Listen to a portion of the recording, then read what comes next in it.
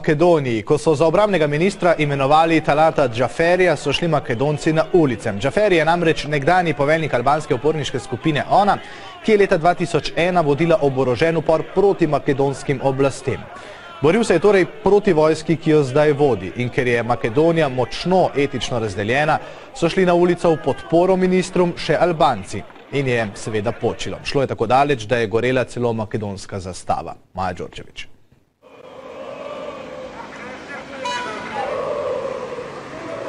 Na zažgane avtobuse in popolno razdejanje na ulicah je policija protestnikom odgovorila s solzivcem in zvočnimi granatami. Jabolko spora je Talat Džaferi, nekdanji poveljnik albanske uporniške skupine ONA, ki so jo Makedonija, ZDA in Evropska unija označile za teroristično organizacijo.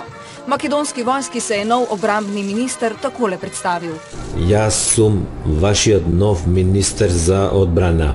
Minister sem za odbrana zaradi to, što se ušte nema ministarstvo za napad.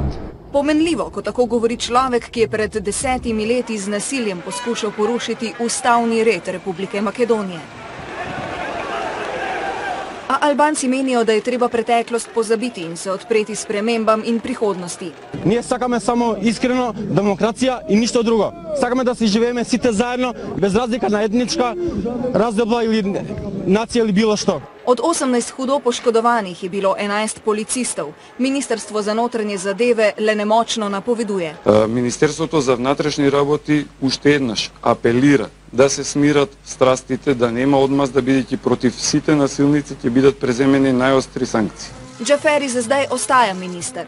Nemiri pa zagotovo ne prinašajo nič dobrega, saj brez zagotovitve miru in stabilnosti za Makedonijo vrata v Evropsko unijo ostajajo zaprta. No, zdaj pa ena dobra